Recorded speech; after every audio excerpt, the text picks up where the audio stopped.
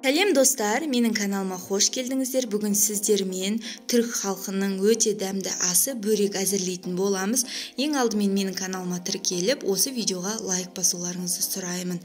Бірінші 750 грамм ұнды алып, 1 ас қасық тұз және 430 грамм су аламыз. Яғни 2 шай ішетін кесемен 2 кесе су алып, осылай қамыр илейміз. Қолға жабыспайтын жұмсақ қамыр болады. Және жарты сағатқа қойып қоямыз. Оған дейін салмамызды әзірлейміз.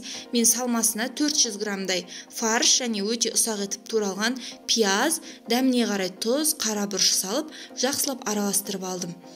Сіздерге де міндетті түрде жасап көруге кеңес беремін. Өте дәмді болады, достар. Сіздер жасап көріңіздер. Енді ерекше кешкі астың бірі болады. Мінекей салмамызды жақсылап араластырып алдық. Келесі кезекте біз қамырмен жұмыс істеуге кірісеміз. Қамырмен жұмыс істемес бұрын бірдей бөліктерге бөліп аламыз. Егер сіздерде тараз болмаса, колбаса тәрізді етіп, көз мөлшермен бірдей бөліп алуға болады. Егер таразы болса, әр қамырдың бөлігін 100 граммнан бөліп алған дұрыс. Және сол кезде біздің барлық пішіні бірдей болып шығады. Мінекей барлығын бірдей бөлікке бөліп алдым.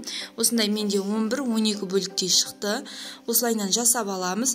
Одан кейін қамырымызды жайған кезде жүгері крахмалын қолдануға кеңес беремін. Жүгері крахмалы жайған кезде қамырымызды тез жаюға көмектеседі және де өте жұқа болып жайылатын болады. Егер жүгері крахмалы болмаса, әрине ұнмен де қолдануға болады.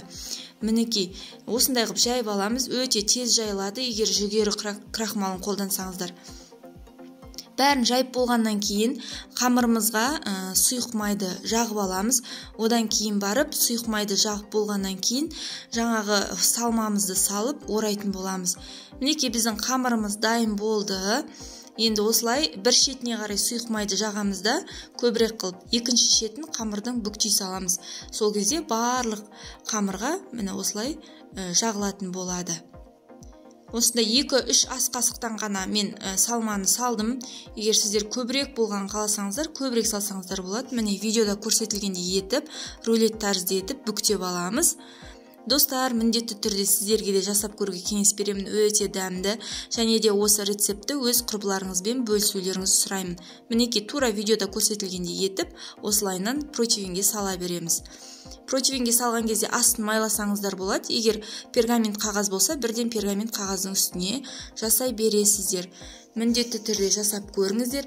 Төмендегі поделиться деген белгіні басып, өз құрбыларыңызбен, туған туыстарыңызбен, достарыңызбен бөліссеңіздер болады. Өте дәмді болады, достар. Міндетті түрде жасап көріңіздер. Мен бұны кешкі асқа әзірледім.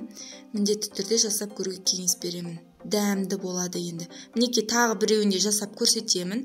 Тағы да май жағып, одан кейін үстіне салманы салып, салмасын енді мен аздау салдым, бірақ егер сіздер өздеріңіз көбірек салған қаласаңыздар, міндетті түрде көбірек сала беріңіздер. Өздеріңіздің қалауларыңызға қарай өте дәмді болады. Келесі кезекте 2 жұмыртқаға осындай азғана сүт құйып, жаңағы бөректеріміздің бетіне жағып шығатын боламыз. Міндетті түрде осылай жасаңыздар, өте дәмді, қытырлақ және қамыры қатпарлы болып шығады. Дәмді болатыны өте сеніммен айта аламын.